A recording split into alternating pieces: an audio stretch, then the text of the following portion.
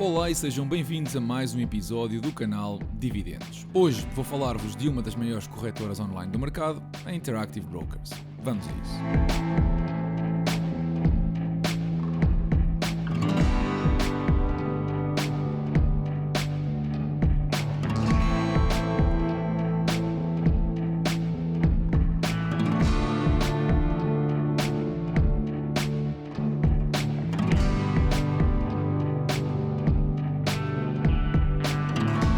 Independentemente de se estás a começar a dar os primeiros passos na área dos investimentos ou se já és alguém com experiência, o nome que muitos recomendam para operar nos mercados financeiros é a Interactive Brokers. É uma das maiores corretoras mundiais a operar, com mais de 2 milhões de utilizadores, e vamos começar já pela experiência de utilizador na aplicação, sendo que depois vou entrar em detalhes como a segurança, os custos, a abertura de conta, entre outras coisas. A empresa tem duas plataformas, o portal de cliente, orientado à generalidade dos investidores, e o TWS, mais orientado para quem faz trading frequentemente. O vídeo vai focar-se essencialmente na primeira e esta é a página inicial da vossa conta. Do lado esquerdo vem o vosso saldo com algumas opções para depositar ou retirar dinheiro. No centro, o gráfico da evolução do vosso portfólio, que podem modificar para diferentes intervalos de tempo ou até comparar a vossa performance com alguns índices conhecidos. Na zona inferior, uma série de pequenos widgets que podem personalizar e que por defeito trazem informação dos mercados, do portfólio ou de criptomoedas. Para depositar dinheiro, basta selecionar depósitos e definir um novo método. Se a conta de onde vão transferir o dinheiro está em euros, eu recomendo que selecionem euros e o tipo de transferência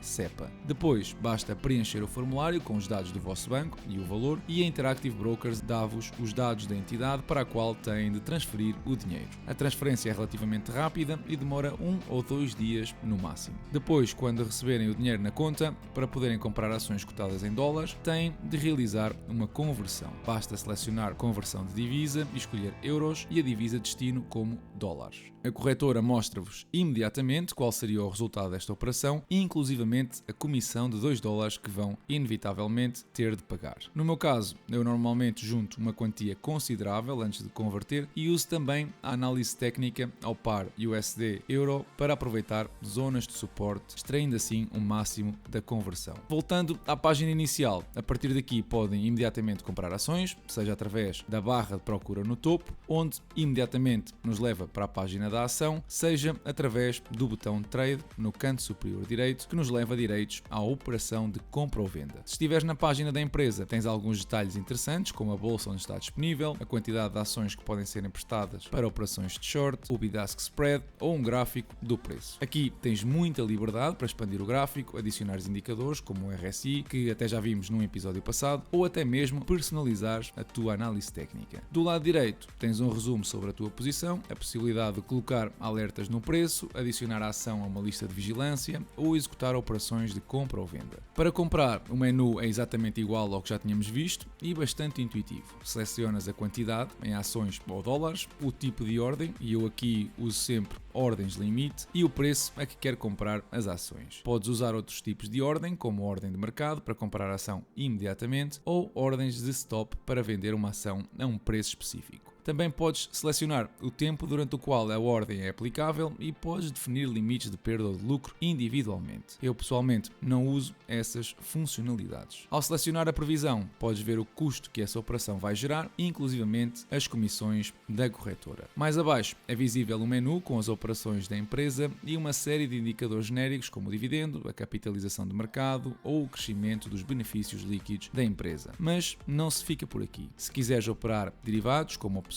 podes selecionar a opção Option Chain no topo direito e aparece-vos a lista disponível para as datas selecionadas. Se não percebem muito, podem selecionar o Options Wizard, que vos ajuda a definir uma estratégia com opções. Com 3 perguntas apenas, mostra-vos uma série de estratégias possíveis, apesar de eu recomendar que não se metam nisto, a não ser que percebam bem o que estão a comprar. Ou então vejam um episódio sobre as opções, onde podem aprender um pouco mais. Já vimos o menu do preço, já vimos o menu das opções e o que se segue é o menu da análise. Aqui tem uma série de separadores com uma interminável quantidade de informação que vos pode ajudar na análise fundamental de uma empresa. Este separador genérico mostra-vos o rating da Morningstar, o próximo dividendo, as classificações ESG, os ratings dos analistas e as previsões dos mesmos e até as empresas concorrentes. O separador de rácio-chave mostra-vos várias métricas financeiras e a comparação não só com os últimos 5 anos, bem como com a concorrência e indústria onde a empresa opera. E estão aqui praticamente todas as métricas que podes imaginar. O separador de dividendos mostra-vos o histórico do mesmo, o payout ou a data do próximo dividendo. O separador financeiro tem os dados financeiros dos últimos 3 ou 4 anos, com ainda projeções para os próximos 4, em algumas entradas específicas como a receita. O separador dos analistas é porventura o que vos pode interessar mais. Tem acesso aos ratings da Refinitiv, do TipRanks e da Morningstar gratuitamente. Serviços que normalmente custam 300 ou 400 euros por ano, aqui estão disponíveis gratuitamente. O da Morningstar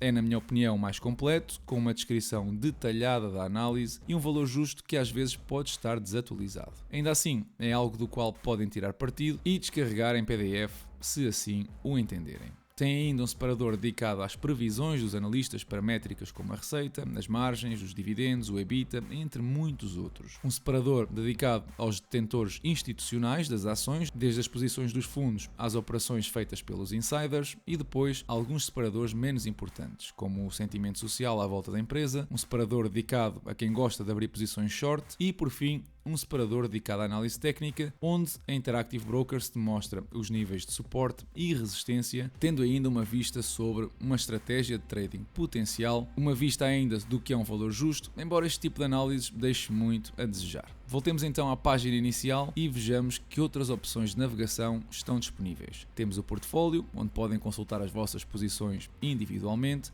ou até a performance do mesmo, ou a qualificação do mesmo dentro de uma série de métricas ESG que definirem. Temos um menu de trading, onde podemos selecionar um dos muitos produtos que a corretora dispõe, entre ações, opções, futuros, fundos de investimento, obrigações ou criptomoedas. Se selecionarem uma ação, por exemplo, os menus não mudam muito, é mais do que já vimos até aqui. Tem um menu com as vossas trades ou ordens em execução e no menu Research podem consultar rapidamente o porquê de uma ação estar em queda acentuada ou numa subida significativa. Tem ainda um menu Discover, que nos mostra algumas estratégias de trading para diferentes tipos de ativos ou até mesmo estratégias para ações específicas, com direito à explicação mais teórica. Na parte do Transfer and Pay é onde também podem fazer as transferências de fundos, sejam depósitos como já vimos, ou as restantes operações com as divisas. É também aqui que podem solicitar a transferência das vossas ações de outra corretora para esta, como eu fiz com a Revolut, ou ao contrário, da Interactive Brokers para outra corretora, assegurando que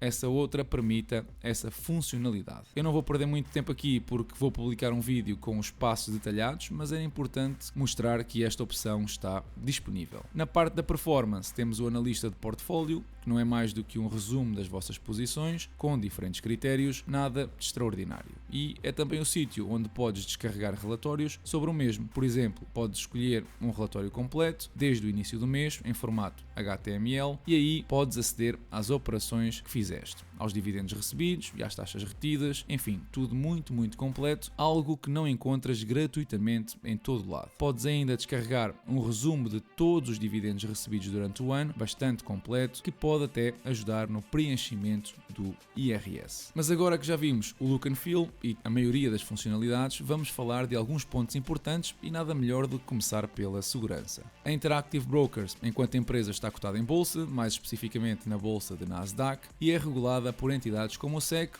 ou FCA, no Reino Unido. O ano passado apresentou mais de 2 mil milhões de dólares em benefícios antes de impostos, assim que não é propriamente uma empresa em dificuldades. Ao registar-te desde Portugal, vais ficar associado à sucursal irlandesa e tens assim uma proteção para o teu capital até 20 mil euros. No caso da Interactive Brokers, ir ao charco. Este valor é diferente para quem vive no Reino Unido ou nos Estados Unidos, mas é o que é. Apenas aplica ao dinheiro e não aos teus ativos. As tuas ações ou ETFs estão seguros porque podem sempre ser transferidos para outra corretora no caso de alguma eventualidade. Para poder entrar na plataforma, tens ainda a possibilidade de definir uma autenticação de 2 fatores, o que ajuda sempre a aumentar os níveis de segurança. E o próximo ponto são os custos. Já vimos que existem comissões na conversão de divisa e a menos que convertas mais de $1 milhão, comprares, vais pagar sempre 2 euros pela conversão. As comissões na compra e venda de ações dependem do tipo de plano e da bolsa onde estás a comprar. Se não estás a comprar e vender milhares de ações, eu diria que o melhor para ti é o plano Tier, que representa 35 cêntimos por cada ordem que coloques, mais algumas taxas que praticamente são insignificantes. Por exemplo, para comprar ações da bolsa francesa, já terias de pagar 1,25€ por operação e o mesmo acontece para empresas do nosso PSI. De qualquer forma, estas comissões são-te mostradas antes de executar a tua ordem e tens um exemplo na imagem para a compra de um ETF na bolsa holandesa.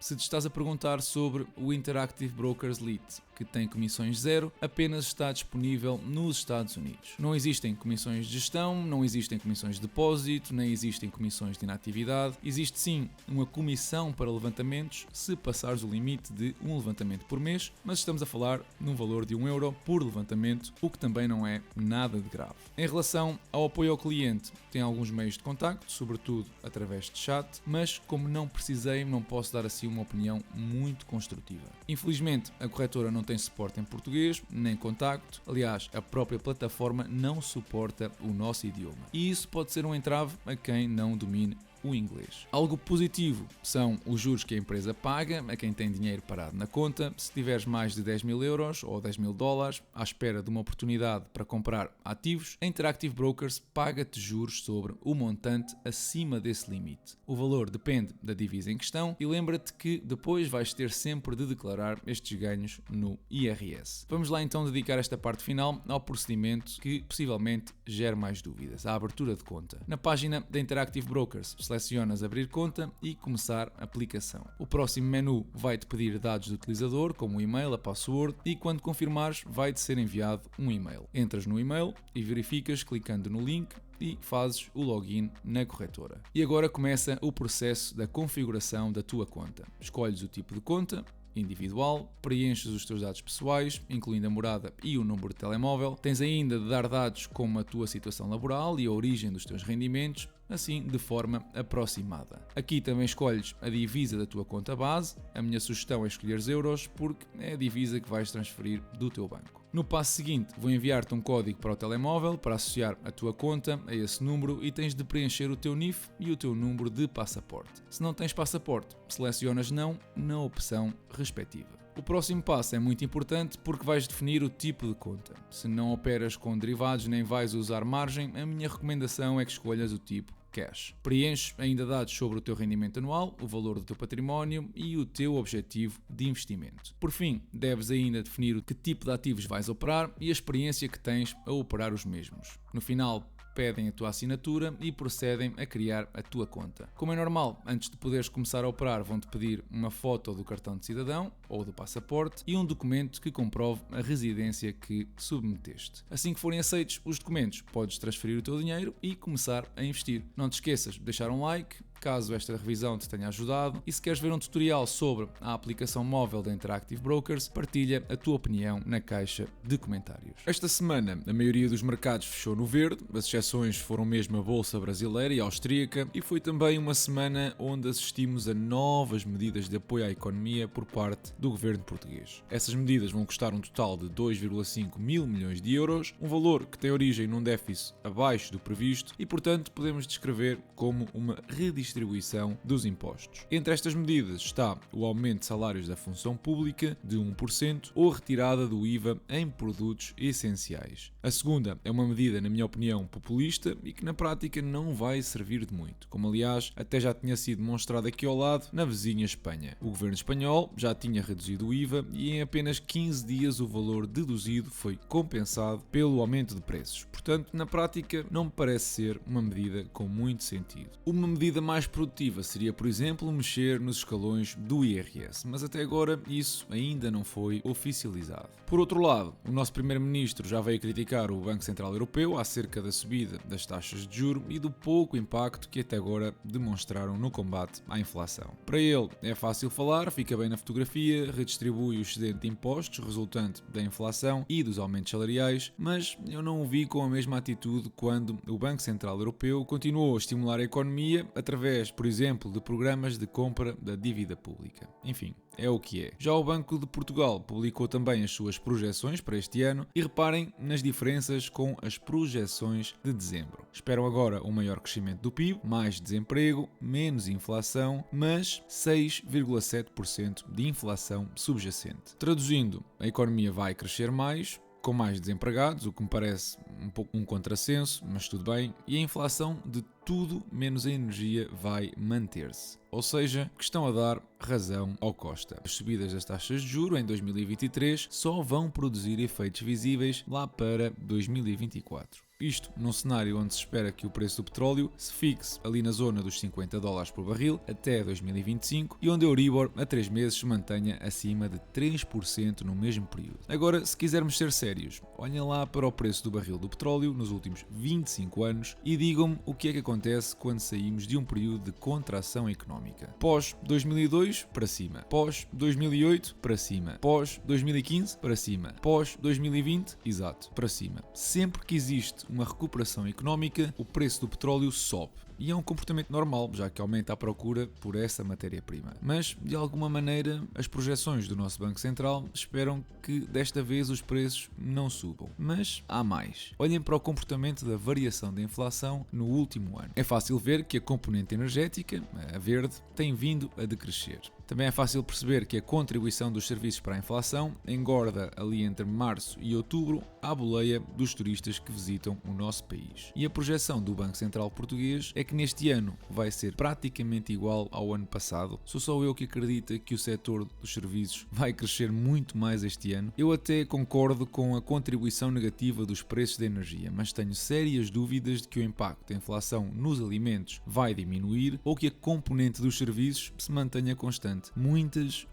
dúvidas. E antes de passarmos ao portfólio, uma nota para um dado que mostra bem o caminho que estamos a levar com as políticas das últimas 2 décadas. Em 2020, 23% dos trabalhadores em Portugal recebiam o salário mínimo. Praticamente 1/4 da força laboral do nosso país recebia o ordenado mínimo. E em 2006, essa percentagem não chegava aos 8%. Já chega de más notícias. Vamos lá então às boas notícias. O portfólio fechou a semana nos 19,5% de valorização e recebi $86 até agora neste mês de março. Além disso, reforcei ainda o portfólio no REIT Crown Castle com uma ação a $125. E é tudo por hoje. Deixa o teu like se gostaste do episódio e segue-me no Instagram e Patreon, onde vou subindo mais conteúdo. Eu desejo-vos uma excelente semana e bons investimentos.